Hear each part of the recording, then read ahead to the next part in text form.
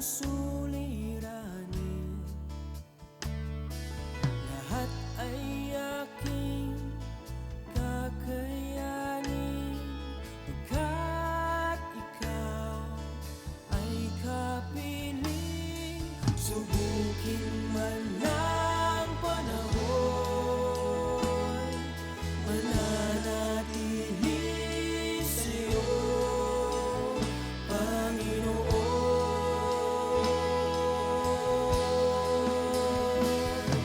Walang alinlangang maglilingkod, walang pangambang sa'yo ay susunod. Hindi susuko at hindi hinto, patuloy lamang sa iyo, Panginoon.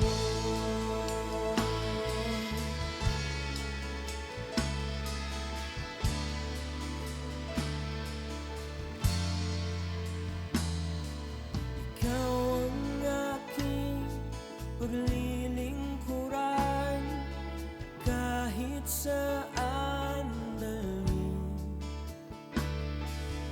Ikaw ay lagi kung susundin, anuman ang suliranin, lahat ay aking kakayanin, pagkat ikaw ay kapiling. Subukin man ng panahon, mananatili sa'yo, Panginoon.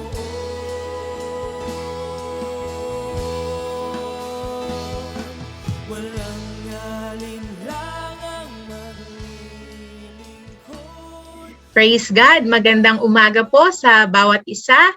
Kamusta po kayo sa inyong mga tahanan or kung nasaan man po kayong lugar naroroon? Purihin pong Panginoon sa umagang ito, sa araw na ito na muli ay tayo po ay nagkasama-sama na mag-aral at magbulay-bulay ng salita ng ating Diyos na buhay. At kayo po ay wini-welcome ko sa ating programang ito ng Tinig ng Pag-asa, na tunay nga po na ang pag-asa natin ay nasa ating Panginoong Hesus, na sa Kanya po ay laging mayroong may pag-asa sa kabila ng mga lahat ng nangyayari po sa ating buhay, sa ating kapaligiran. At alam ko po na patuloy na mangungusap po ang Diyos sa bawat isa sa atin sa araw pong ito. So, bago po tayo magsimula, tayo po ay manalangin, tayo po ay dumulog sa ating Diyos Ama na nasa langit at hingin po ang kanyang pagsama sa atin sa umaga pong ito. Tayo po ay yumuko at pumikit, kayo po ay maki-agree at samahan niyo po ako sa ating pananalangin. Hallelujah, hallelujah. Thank you, Jesus. Thank you, Father God. Thank you, Holy Spirit. Salamat po sa umagang ito na muli kami ay pinagsama-sama nyo. Bagamat hindi po kami magkakasama physically, pero Lord, ang aming spirito ay sama-sama na nananabik na patuloy kang makilala, patuloy po kaming matuto at magkaroon ng karunungan, kaalaman sa iyo pong salita. At Lord, sa umaga pong ito, muli hinihingi po namin ang pagsama ng Banal na Espiritu sa aming kalagitnaan na ito. Kayo po ang manguna, kayo po ang patuloy na mangusap sa aming mga puso, sa aming mga isipan, at patuloy nyo nga po kaming baguhin, Lord, from your glory to glory. Malakaran po namin ang iyong naisin, ang iyong kalooban sa aming mga buhay. At salamat po, nananampalataya kami na sa oras pong ito, kasama namin ang Banal na Espiritu na siyang magtuturo sa amin, magbibigay ng kaliwanagan at karunungan. At Lord, salamat po sa buhay ng aking mga kapatid, nasaan man sila naroroon. Patuloy niyo po silang pagpalain at ingatan. Hayaan mo, O Diyos, na ang kapangyarihan mo ang patuloy na kumilos sa aming mga buhay. Sa inyo po namin itinitiwala ang umaga pong ito at ang mga sandaling ito. Patuloy na ikaw ang maitaas at patuloy na ikaw ang maparangalan sa buhay ng bawat isa. Salamat po aming Panginoong Hesus, salamat po aming dakilang Diyos Ama, at salamat po banal na Espiritu sa napakagandang umaga pong ito. Sa iyo lamang lahat ng papuri, pasasalamat at pagsamba. Ito pong aming dalangin. Amen and amen. Purihin po ang Panginoon. So, tayo po ay nasa month of October pa rin. So, ang atin pong topic pa rin po is about empowerment of the Holy Spirit. So, sabi nga po, napaka-importante na tayo po lahat ay ma-empowered ng banal na spirito. Pero sabi nga po, hindi po natatapos doon na tayo po ay ma-empowered lang. Kaya po ang ating uusapan or tatalakayin po sa umagang ito, yun nga po, ay pinamagatan ko pong be a living vessel of the Holy Spirit. Kumbaga nito pong mga nakaraan, natutunan po natin sino ang banal na spirito, di ba po? Ano ang kanyang ginagawa? Sabi nga po, sino siya sa ating mga buhay? Di ba pag sinabi pong living, ibig sabihin po, buhay, di ba po?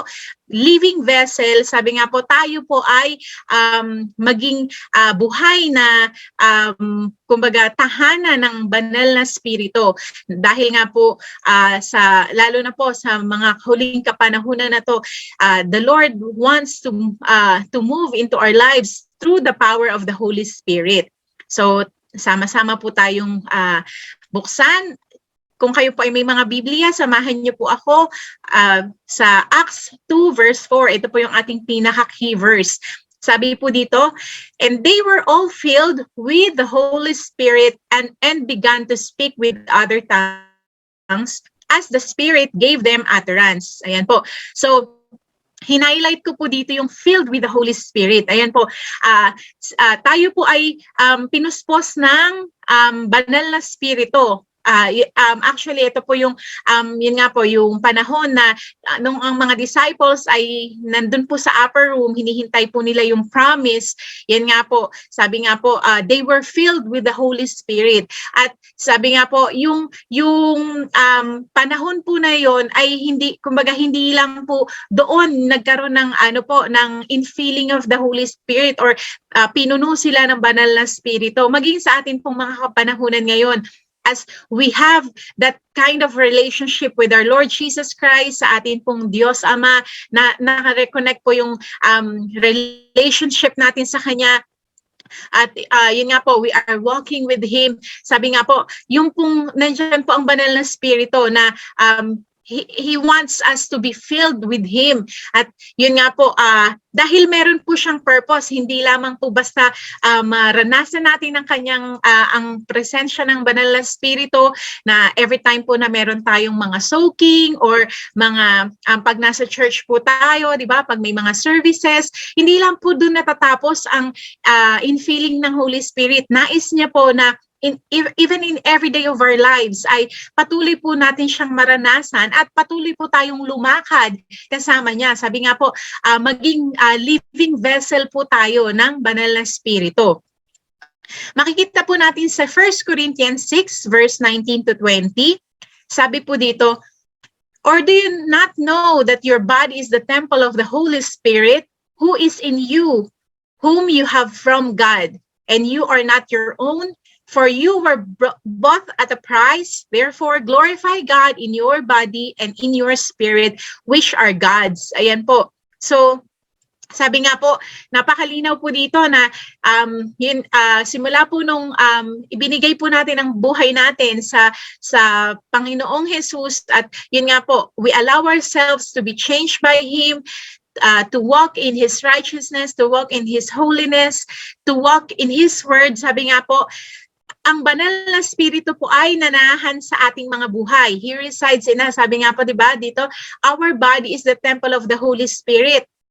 So, hindi na po natin pagmamay-ari ang ating mga katawan. Tayo po ay templo na ng banal na spirito. And sabi nga po dito, who is in you? So, nasa atin po ang banal na spirito, whom you have from God. Ayan po, ang banal na spirito po na pangako po ng Panginoong Jesus na ipinadala po sa atin ng Diyos Ama. At yan sabi po dito, and you are not your own. Hindi na po tayo ang nagmamay-ari sa ating mga physical na pangangatawan na po ito. Sabi nga po, you were bought at a price. Binili po tayo. Ano po yung binayad sa atin? Sabi nga po, ang katawan ng ating Panginoong Hesukristo na nabayubay sa krus ng Kalbaryo at yung dugo po niya na dumanak doon na siyang nagbayad sa ating mga kasalanan, sa lahat po ng ating karumihan. Sabi nga po dito, therefore, glorify God in your body and in your spirit, which are God. So, ang katawan po natin, ang buhay natin ay hindi na po sa atin. Sabi nga, ito po ay sa ating Diyos na. Kaya nga po dapat daw na ang ating mga buhay, ang ating mga katawan po, maging ang ating espiritu, ang maging goal na po natin is to glorify our God through this body. Sabi nga po na sa Panginoong sa ating Panginoon na. Amen po ba?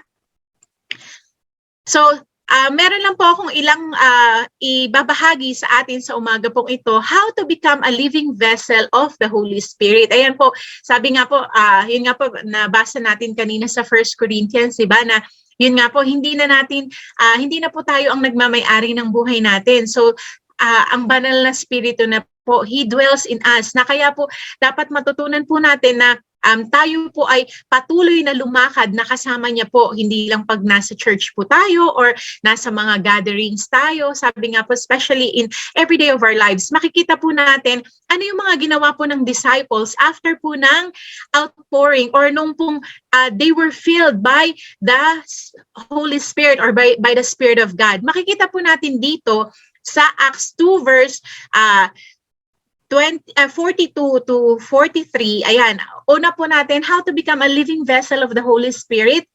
Number 1 po, continue steadfastly. Sabi po dito sa Acts 2, and they continued steadfastly, saan po? In the apostles' doctrine and fellowship. So, ano po ba yung mga apostles' doctrine? Ito po yung mga natutunan po ng mga apostles nung ang Panginoong Hesus po ay nandito pa sa lupa. At sila po ay tinuturuan ng ating Panginoong Hesus. So yung mga disciples po na yun, yung 12 disciples na yun, habang nakikinig po sila sa Panginoong Hesus, nung pong nag-ascend na po ang ating Panginoong Hesus sa patungo sa langit, sa right hand of the Father, ay sabi nga po, itong Apostles' Doctrine, ito po yung mga ibinahagi naman po nila sa mga naging believers po na ng Panginoong Hesus din. So they continued steadfastly. Ibig sabihin nagpatuloy po sila. And fellowship, ayan, napakahalaga po ng fellowship. Lalo na po ngayon, 'di ba po, marami po ang nanghihina, marami ang nawawala ng pag-asa, marami pong nagkakaroon ng depression kasi kulang po sa fellowship. Kaya napaka-importante po. Not only fellowship, but yun nga po, let's continue steadfastly in knowing the Word of God, learning the Word of God, walking in the Word of God. Amen po? So sabi po dito, at saan pa po magpatuloy, continue steadfastly. Sabi nga po, in breaking of bread. Ayan po, breaking of bread, maaring ito po, nung time nila ay literal na kumakain po sila ng sabay-sabay at maari din pong itong breaking of bread po na binabanggit dito is yung pong 'di ba po, naalala niyo po nung bago po pumunta sa Gethsemane si Jesus Christ at yung last supper po niya kasama ng mga apostles, 'di ba po, nag-breaking of bread sila. At sabi po doon ni Jesus, alalahanin daw po natin ang ating Panginoong Hesus every time na gagawin po natin niyon. So, yun nga po, breaking of bread. And pangatlo po, and in prayers. Ayan po, wag po tayong manawa na manalangin, dumulog sa ating Panginoon. Sabi nga po, whether we are in the good times or in the bad times of our lives, let's continue to pray sa ating pong Diyos because it's one way ng communication po natin sa Kanya. Di ba po? Sabi nga, in our relationship, hindi po pwedeng one way lang. It's a two-way na, yun nga po, may nagsasalita, may nakikinig at nag-grow po ang relationship pag po yung continuous po ang communication. Same holds true po, yun sa pananalangin po natin. It's very important na lagi po tayo nakikipag-usap sa ating Diyos, not necessarily na lagi kang nandun sa closet mo or nasa nasa congregation. Sabi nga po, in whatever we are doing, we can pray, we can talk to our God. Amen po. So they continue steadfastly sa mga bagay na to. Ano po yung naging result? Sabi nga po sa verse 43, then fear came upon every soul. Ayan po, yung fear na tinutukoy po dito is not yung fear na takot na baka may mangyaring masama, takot na hindi, kumbaga, na baka may, kumbaga, yung takot na mamatay, takot na magkaroon ng kumbaga parang yung kinakatakutan, ganyan. So sabi nga po, yung fear po dito is the fear of God. Sabi nga po, it came to every soul. Yan, sabi nga po, when we have fear of God, yun nga po, ang kinakatakutan lang po dito is takot tayo magkasala. Bakit po? Dahil pag nagkasala po tayo, di ba, alam po natin, it separate us from God. So, ayan po. And many wonders and signs were done through the apostles. Ayan po. Ito po yung naging result. Yung signs, wonders, and miracles po ay kumbaga naganap or ginamit po sila ng Diyos para mangyari ang mga bagay na yun. So, next po, punta po tayo jump po tayo sa verse 46 and 47. Kung makikita po natin,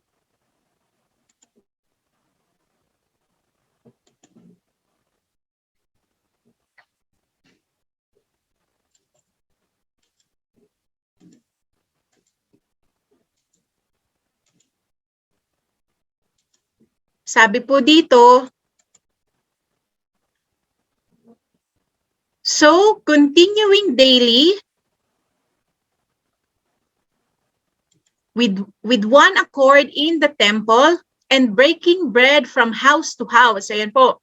So, sabi po dito, hindi continuing every week, continuing every month, pero sabi nga po, so continuing daily. So araw-araw po with one accord in the temple. So yung mga believers po that time with the apostles, sabi nga po, every day magkakasama po sila. Sabi nga po, with one accord, saan po? Sa templo. And breaking bread from house to house. Ayan po.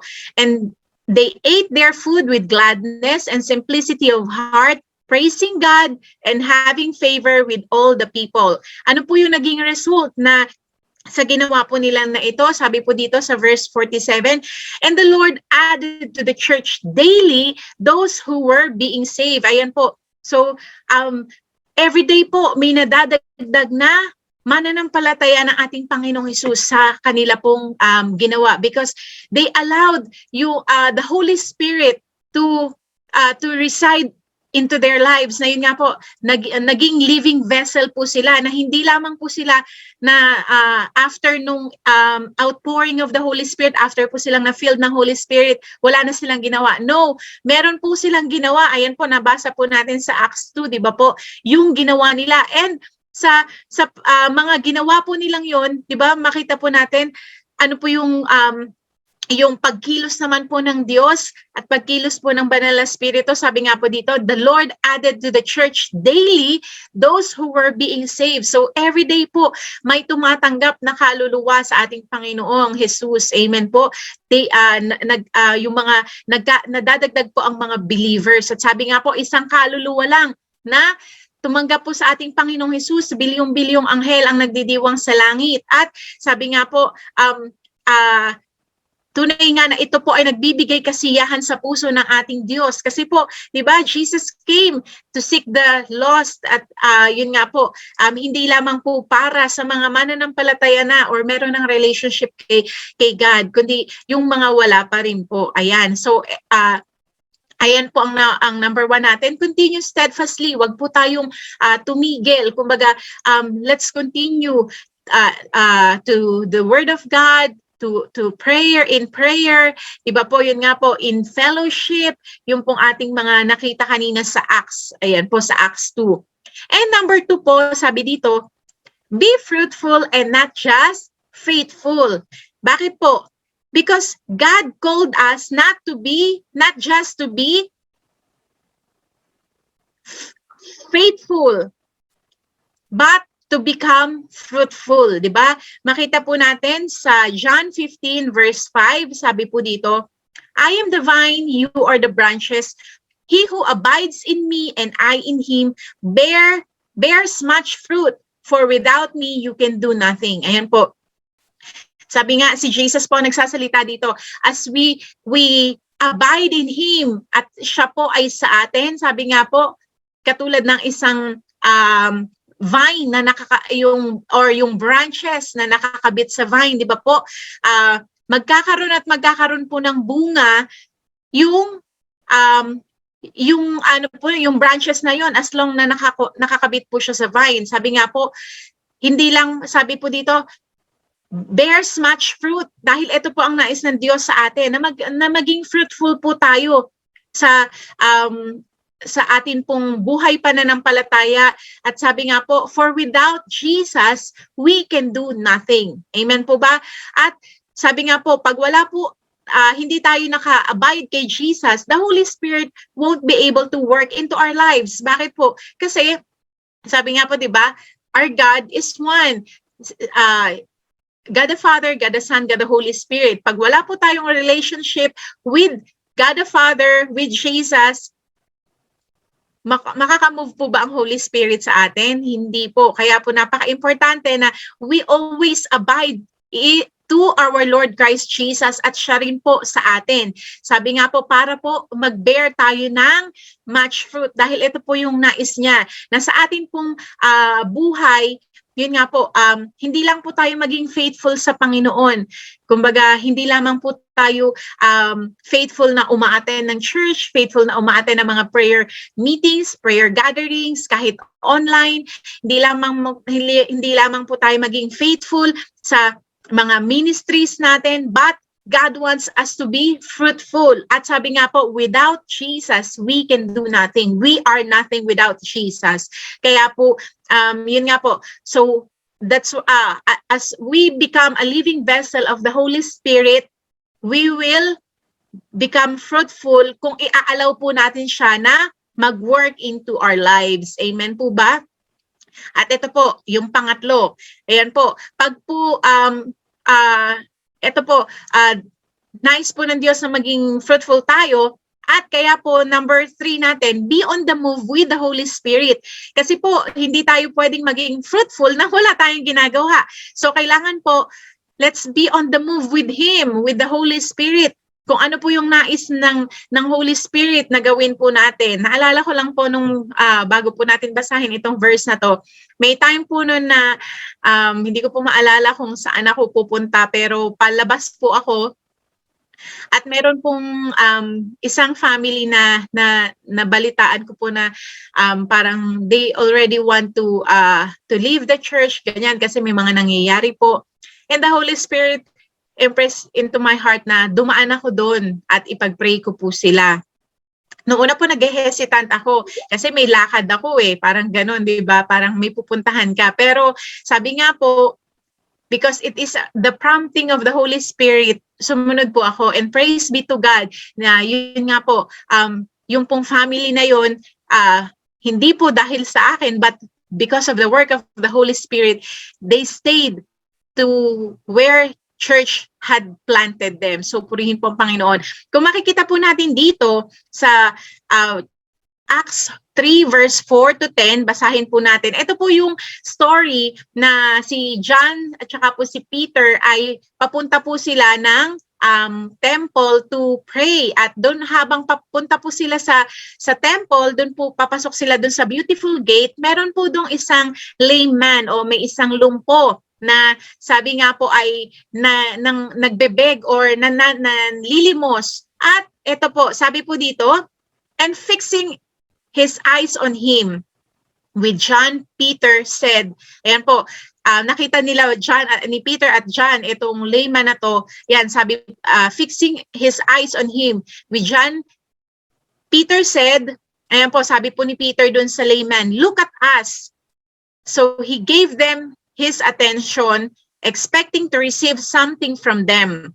Ayan po, kumbaga, ang lakad po ni Peter at ni John, papunta sa temple ay para manalangin. Pero, yun nga po, because they allow themselves to be at work with the Holy Spirit, tignan nyo po yung boldness na sinabi dito ni Peter, look at us, tignan mo kami. Di ba po, parang pag ikaw, kumbaga yung mga, di ba po yung mga nanlilimos sa kalsada, yung mga nakikita po natin, di ba pag kinuha mo yung attention niya, mag-expect siya na may ibibigay po tayo, di ba? Pag kinuha po natin yung attention ng isang manlilimos na yun or nung isa pong, yun nga po, kunwari may bata or may matanda, di ba po pag sinabi, pag kinuha natin yung attention niya, mag-expect siya na may ibibigay po tayo sa kanya, either food, either pera or barya, kung ano po meron tayo, di ba? Kaya, ano po sabi dito, Then Peter said, ayan po, nagsalita ulit si Peter, silver and gold I do not have, but what I do have, I give you. In the name of Jesus Christ of Nazareth, rise up and walk. Ayan po, purihin ng Panginoon. Diba? Sabi po ni Peter, ginto at pilak wala ako, I do not have. Pero kung anong meron ako, ibibigay ko sa iyo. Ayan na po, nag-declare na siya. In the name of Jesus Christ of Nazareth, rise up and walk. Wala po siyang binigay na pera or salapi or pagkain, pero ano pong binigay niya? Yung pong nakita ni Peter na kailangan niya. Si Peter po ba ang nagpagaling dun sa layman nito? Tingnan po natin the following verses. And he took him by the right hand and lifted him up, and immediately his feet and ankle bones received strength. And po, kung maalala po natin na sa mga natalakay po nito mga nakaraan, di ba po, Holy Spirit is the power giver. Ayan po, kung makikita po natin, it is the work of the Holy Spirit na yun nga po, na yung layman na yun, sabi po dito, nakatayo siya at immediately his feet and ankle bones received strength. Kasi nga naman po, di ba, pag matagal ka nang nakaupo, lalo na nga po, kaya nga lumpo, hindi nakakatayo. So walang strength talaga po yung mga paa niya at mga buto-buto niya. Pero that time po, immediately, because the Holy Spirit moved, the Holy Spirit gave the power, sabi nga po, nagkaroon ng strength yung paa po at yung ankle nung layman na yon. So then let's continue po the following verses. So he leaping up stood and walked and entered the temple with them, walking, leaping and praising God. And all the people saw him walking and praising God. Ayan po. Then they knew that it was he who sat begging alms at the beautiful gate of the temple, and they were filled with wonder and amazement at what had happened to him. So kung makikita po natin, di ba po na kung makikita po natin dito na namangha po yung mga tao for what they saw. Kasi nga po, alam po nila na lalo na po yun, laging pumupunta po dun sa temple, nakikita nila yung tao na yun na nanlilimos. Pero sabi nga po, because may ginawa ang banal na spirito, yun nga po, nagkaroon ng kumbaga nakalakad po yung lumpo or yung hindi yung beggar na yun na hindi po natin alam how many years na siyang nakaupo lang doon sa lugar na yun. Pero sabi nga po, one move of the Holy Spirit can change the situation. Yun nga po katulad dito sa beggar na to. Sabi nga po, ordinary things becomes extraordinary with the Holy Spirit. Yung mga ordinary things po, di ba? Si Peter, si John, ordinary things yung ginawa nila, di ba po? Na, kumbaga, nagsalita po si Peter, nagsalita lang siya. Sabi niya, silver and gold I do not have, but such as I have, I give to you. Sabi nga po, in the name of Jesus Christ of Nazareth, rise up and walk. Nagsalita po, it's an ordinary thing for a human being na magsalita. Tama po ba? But because of the Holy Spirit, nagkaroon ng extraordinary things na nangyari. Nagkaroon po ng kumbaga ng strength yung paanong layman na yon. Amen po ba?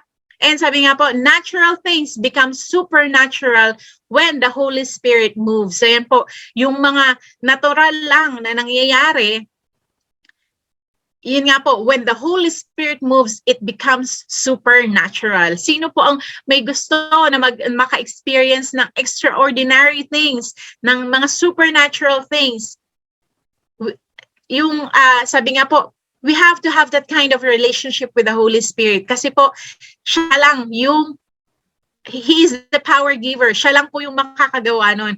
Another testimony lang po,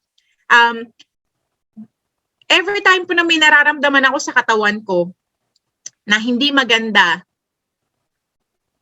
I ask the Lord to yun nga po, I always declare na He is my Jehovah Rapha, my great healer, my great deliverer, my great physician, ano man po yung nararamdaman ko. And magpe-pray po ako. I will pray to the Lord. Yun nga po, Lord, kung ano man po yung cause ng sakit na to, thank you for you already healed that.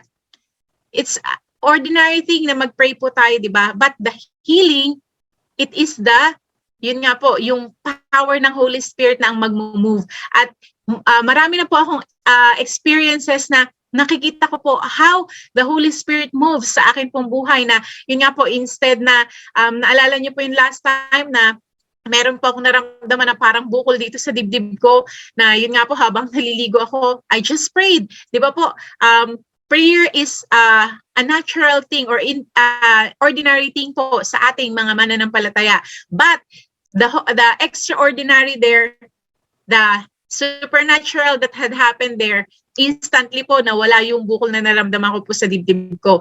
It's not my work, it's the Holy Spirit work into our lives. Kaya nga po, sabi nga po, the Holy Spirit wants He wants to work into our lives, not only pag po may mga services tayo, not only pag meron tayong mga gatherings na yun nga po, we come together. Yes, yun nga po, napakasarap po na makita na pag po may mga gatherings tayo, may ginagawa ang banal na Espiritu. Amen po ba? Na hindi lamang, kumbaga parang it's just an ordinary gathering. Kaya po sabi nga, even in every day of our lives, let's always acknowledge the Holy Spirit. Let's always invite Him into our lives. Kasi po, when the Holy Spirit is there, sabi nga po, laging merong extraordinary tayong mararanasan. Sabi nga po, yung simpleng mag-usap na magkaibigan, di ba? Yung simpleng pag-uusap ng magkaibigan, if we allow the Holy Spirit to intervene or to be with us or hayaan po natin siyang kumilos, yung simpleng pag-uusap lang na yon, the Holy Spirit can minister to that person na kausap po natin, di ba? The Holy Spirit can instantly move to that person. Naalala ko lang din po, one time din noon, meron po tayong isang kapatiran na nakasalubong po namin, kasama po niya yung anak niya na namumula po yung mata. Hindi ko po maalala kung nabato ng kaibigan niya or basta po namumula po yung mata. Sabi po sa akin kung pwede ko daw pong ipag-pray. So I prayed for that child at praise God kasi po yung nanay po mismo na nagpatotoo, nung pag-uwi daw po nila, nakita niya, nag-healed yung mata po nung anak niya. It's the work of the Holy Spirit. Natural lang po yung, yun nga po, yung pinag-pray po natin. Pero sabi nga po, yung power na nag-work dun sa mata ng bata, it's the power of the Holy Spirit. Di ba po, napaka-sarap po na hindi lamang po tayo yung personal na maka-experience doon ng kapangyarihan ng banal na Espiritu, but we also na magamit po tayo ng banal na Espiritu for others. Amen po ba? Meron lang po akong gustong ipakita sa inyo na ito po, yung simple illustration dito. Kung makikita nyo po yung pictures na yan, yung kung nasa, ano po ba to? Yung konti po yung balloon, ayan, para mas makita nyo po kasi hindi ko po sure kung sa monitor is nasa kanan or nasa kaliwa. Yung konti po yung balloons, ako lang po yung gumawa. Kumbaga, own effort ko po lahat. Napakasimple po, di ba? Pero yung sa kabila po, yung maraming balloon, it's a collaboration with my husband po nung second birthday po ng anak namin na bunso. Parang ganyan din po sa Holy Spirit. Pag po tayo lang mag-isa, we can do something, 'di ba po? Pero yun nga po, simple lang, kumbaga ordinary lang, natural lang. Pero if we allow ourselves to be to collaborate with the Holy Spirit, to be partner with the Holy Spirit, 'di ba po? Kumbaga mas maganda yung magiging result. Even sa pag-aaral po natin, 'di ba? Or sa trabaho po natin, sa relationship natin, sa ating mga kapwa, 'di ba po? In every aspects of our lives, if we allow the Holy Spirit to be with us, kumbaga mas maganda po yung result na mangyayari. Another illustration po, ayan po. Yun din pong konti yung balloons. Ito naman po yung third birthday po ng anak namin na panganay. Ako lang din po ang gumawa. Pero yung pong sa kabilang picture po, yung maraming balloons, collaboration po ulit naming mag-asawa. Habang tinitingnan ko po to, nag-speak nga po ang Holy Spirit sa akin dito na pag po talagang nagsarili tayo, hindi natin kumbaga hindi natin in-acknowledge ang Holy Spirit, yes, may magagawa tayo. Tayo po, kumbaga meron result na mailalabas. Pero po, once na we allow ourselves na, yun nga po, and even the Holy Spirit to work into our lives, mas makikita po natin, yun nga po, the supernatural things, the extraordinary things na beyond dun po sa nai-imagine natin. Illustration lang po yan. At maalala niyo po ba yun nga po, di ba? Po, yung first miracle po ng ating Panginoong Hesus dun po sa wedding sa Cana, di ba po? Di ba naubusan po ng wine?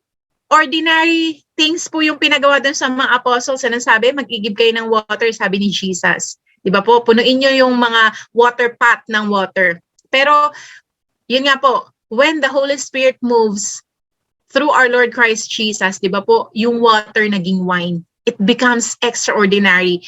So, kaya po, let's allow ourselves na, yun nga po, kumbaga, na hayaan natin na kumilos ang Banal na Espiritu sa ating mga buhay. Amen po ba? And number 4, ito po. Number 4, build up your character, stay humble. Sabi po sa Philippians 2 verse 13, for it is God who works in you both to will and to do for His good pleasure. Ayan po. Sabi nga, it is God who works in us. Sabi nga po,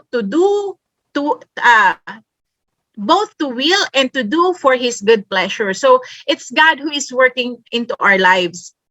Na, sabi nga po, let's always remind ourselves na ang Diyos po ang kumikilo sa ating mga buhay. It's not us. Sabi nga po na, yes, meron tayong mga ginagawang action, pero sabi nga po, ang Diyos pa rin po ang kumikilo sa atin. And sabi po dito sa Ephesians 2 verse 10, for we are His workmanship, created in Christ Jesus for good works. So ayan po, may kailangan po talagang gawin. Sabi nga po, dahil workmanship po tayo ng ating Panginoong Jesus, dahil nga po sabi niya, di ba, na pag nag-ascend na po siya sa heaven, we will do greater things sa mga ginawa po niya. Nais po ng Diyos na gumawa ng greater things sa ating mga buhay. At sabi nga po, which God prepared beforehand that we should walk in them. Nalalakaran po natin ang mga bagay na yon na nais po ng Panginoong Jesus sa ating mga buhay. At yun nga po, through the power of the Holy Spirit that is in us. Sabi po dito sa James 4 verse 10, humble yourselves in the sight of the Lord and He will lift you up. Ayan po.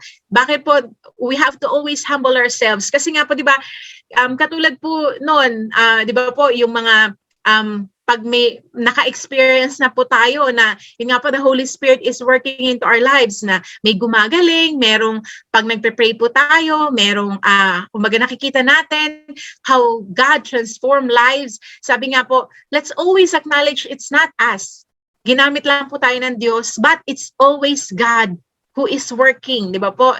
And sabi nga po, dito sa Proverbs 16 verse 18, Pride goes before distraction and haughty spirit before a fall. So, napaka-importante po na let's always guard our hearts na hindi po ito mapasukan ng pride. Bakit po? Naalala niyo po yung verse, sabi nga po dito sa Matthew 7 verse 21 to 23, sabi po dito, not everyone who says to me, Lord, Lord, shall enter the kingdom of heaven, but he who does the will of my Father in heaven. Ayan po, ang sabi nga, hindi lahat daw po ng tumatawag sa Panginoong Hesus na Lord, Lord ay makakapasok sa kaharian ng langit. Pero yun lang daw pong gumagawa ng nais ng Diyos Ama. Sabi nga po, many will say to me in that day, ito po, makita natin dito, Lord, Lord, have we not prophesied in your name, cast out demon in your name, and done many wonders in your name? Ano po yung napansin nyo dito? Di ba po, parang, habang binabasa ko nga po to, maari pong yung mga taong tinutukoy dito ni Jesus, unaware sila. Yes, ginamit sila ng Panginoon. Yes, yun nga, sabi nga dito, nakapag-prophesy sila sa pangalan ng ating Panginoong Hesus, nakapag-cast out sila ng demon sa pangalan ng ating Panginoong Hesus, marami silang ginawang wonders and miracles sa pangalan ng ating Panginoong Hesus. Pero, maari pong they took the glory. Hindi nila binigay ang glory sa ating Panginoong Hesus na nararapat sa Diyos. Sabi nga po, we cast out demon. Sabi po dito, have we not prophesied in your name? Di ba po? Nag-prophesy nga sila. Ginawa nga po nila yung mga bagay na yan. Pero binigay po ba nila yung kaluwalhatian na tanging para sa Diyos lang? Hindi ba po? Sabi nga, every time that God do something into our lives, we always have to give all the glory to Him, not to the church, not to the senior pastor, not to the bishop, not to anyone else. Hindi po sa atin. It's all the glory belongs to our God. Kaya po napaka-importante na we have to take care of our hearts. Na yun nga po, wag pumasok po ang pride sa ating mga buhay. Kahit po gano, sabi nga, ano pa yung ginawa, yung nagawa ng Diyos sa ating mga buhay, it's not us. It's God's work. Di ba po? Sabi nga, we are just a vessel. Parang imagine niyo po, yung isang lalagyan, di ba? Kahit gano, anong ganda niya, kung hindi po, kumbaga parang hindi siya malalagyan ng pagkain, hindi siya, kumbaga parang magagamit sa pinaka-purpose niya, anong silbi nung ganda, di ba? Kaya nga, sabi nga po, kumbaga yung every time na may gagawin po ang Diyos sa ating mga buhay, let's always give all the glory to Him. Sabi nga po, yan, continue lang po natin. And then I will declare to them, I never knew you, depart from me, you who practice lawlessness. Ayan po, hindi po sila in-acknowledge ng ating Panginoong Hesus. Bakit po? Diba sabi nga po sa Bible, God resists the proud, but He gives grace to the humble. So, yun nga po, let's always take care of our hearts. Huwag po nating hayaan na pag ginagamit na tayo ng banal na spirito ay pumasok po yung pride sa ating mga puso, sa ating mga buhay. And sabi po dito sa Hebrews 4 verse 12 to 13, ayan po kung makikita po natin, for the word of God is living and powerful and sharper than any two-edged sword, piercing even to the division of soul and spirit and of joints and marrow, and is a discerner of the thoughts and intents of the heart. And there is no creature hidden from His sight, but all things are naked and open to the eyes of Him whom we must give account. Amen po. Kung makikita po natin dito, sabi nga po, di ba po, the word of God is living and powerful. Kumbaga hindi po natin madadaya ang yun nga po ang salita ng Diyos, powerful po ang salita ng Diyos. Sabi nga po, it's a sharper than any two-edged sword, piercing even to the division of soul and spirit and of joints and marrows, and discerner of the thoughts and intents of the heart. Yan nga po, kahit sabi nga, lahat po ng intention ng puso natin, iniisip ng mind natin. Sabi nga po, kumbaga, nababatid po ito. Sabi nga, kumbaga parang alam po ito ng Diyos. Kaya wala po talaga tayo matatago sa Kanya. Kaya nga po, napaka-importante po na let's always, yun nga po, humble ourselves before the presence of God, before God. Sabi nga po, we have to build up our character. Na sabi nga po, signs, wonders, miracles, or the extraordinary things the supernatural things, it is the Holy Spirit work. Holy Spirit's work. Work po yun ng banal na spirito. At ano po yung pinaka, kumbaga parang work natin bilang mga mananampalataya, bilang vessel ng banal na spirito? Sabi nga po, we have to, kumbaga, stay humble. Yung character po natin, doon po, kumbaga parang, ayun lang po yung pinaka, kumbaga parang, pinaka kailangan talaga natin pong i-work out. Bakit po? Kasi yung character po natin, sabi nga po, ayun po kasi yung totoong tayo, 'di ba? Ayun lang yung tayo. Kumbaga lahat ng mga signs, wonders na miracles po na 'yan, it is the work of the Holy Spirit. But sabi nga po, pag dinivide na yung spirit at tayo po, yung soul natin tsaka yung spirit, ano yung makikita sa soul natin? 'Di ba po? Yung character natin. Tayo po bilang tao. Yun nga po, napasukan ba tayo ng pride or we stay humble before the sight of God. Kaya po, ayan, sabi nga po, ang pinaka-conclusion po natin, makikita po natin sa 2 Timothy, verse 2 Timothy chapter 2, verses 20 to 21 po. But in the great house, there are not only vessels of gold and silver. Ayan po. Sa isang tahanan daw po or malaking tahanan, they are not only vessels of gold and silver. Hindi lamang po puro ginto at pilak ang mga vessels doon or mga lagayan, mga sisidlan. But also of wood and clay. Meron din daw pong mga kahoy at mga, yun nga po, made of clay na mga lalagyan. Some for honor and some for dishonor. Kung kayo po ang tatanungin ko, I believe lahat po tayo, we want to be a vessel of honor po sa ating Panginoon. Di ba po? Vessel of honor sa ating banal na spirito. Tama po ba? Walang may gusto na tayo po ay maging vessel of dishonor. And sabi po dito, therefore, if anyone cleanses himself from the latter, he will be a vessel of honor, sanctified and useful for the master, prepared for every good work. Ayan po, kaya po, sabi nga, we always have to check our hearts to cleanse ourselves. Yun nga po, paano po ba tayo naka-cleanse, di ba? Through the Word of God, if we allow ourselves to yung ma-reflect po natin yung sarili natin sa Word of God. Di ba po, pag kinorek tayo ng Holy Spirit na meron tayong mga nakatago sa puso natin, wag na po tayong magmatigas. Let's allow God to work into our lives. Kasi sabi nga po, di ba, paano po natin i-expect na gamitin tayo ng Diyos para sa iba kung sa atin po mismo, we don't allow God to work in our lives, to work in our hearts. Di ba po? Kaya po, let's allow God first to sanctify us, di ba po? To cleanse us. Yan nga po. And sabi nga po dito, for us to be a vessel of honor and useful for the master. Ayan po, prepared for every good work.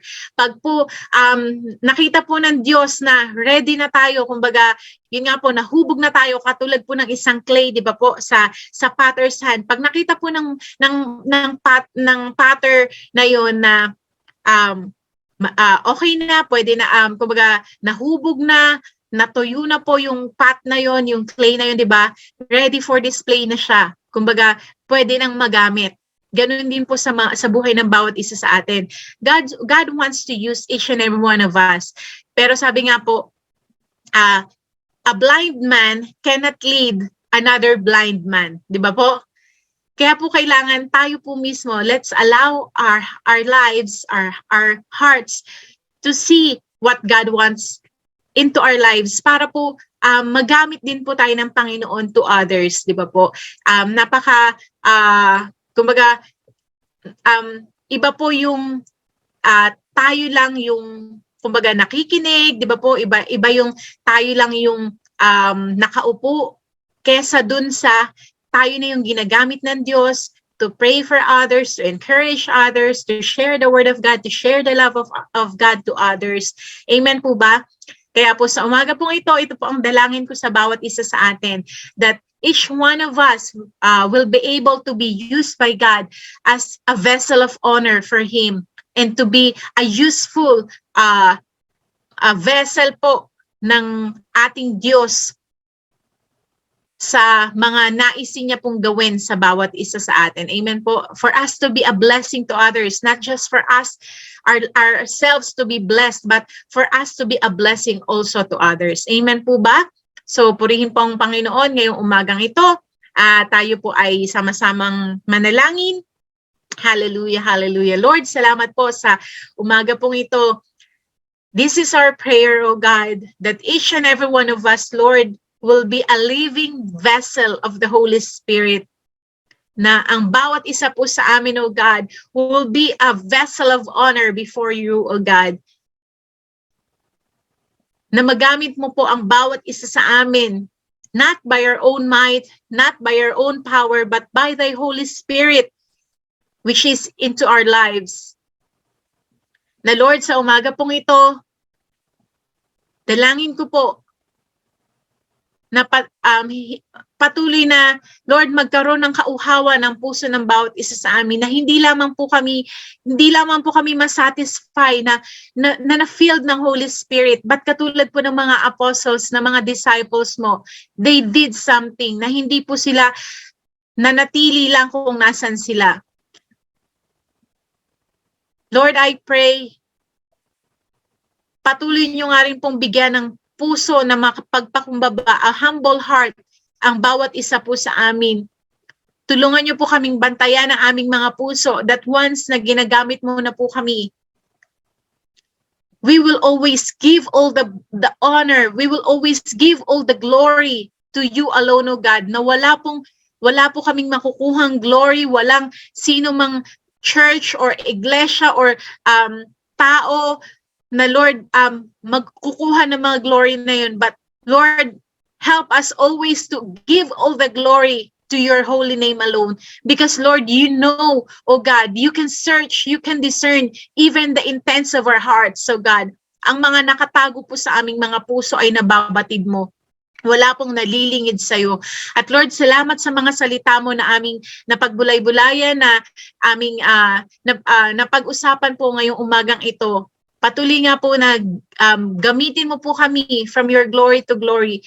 Lord, let our faith, O God, Lord, increase, O God, each day, O God. From faith to faith, O God. Ay Lord, patuloy na lumalim ang aming relasyon sa inyo po, Panginoong Jesus, maging sa banal na Espiritu. And thank you, Father God, sa iyong kabutihan at kadakilaan sa buhay ng bawat isa. Thank you, Lord, sa mga kapatid at magulang ko po na nakiisa sa akin sa umagang ito, nasaan man sila naroon. O Holy Spirit, I pray, yes, O God, katagpuin mo po ang bawat isa, O God. You know the situation of each and everyone.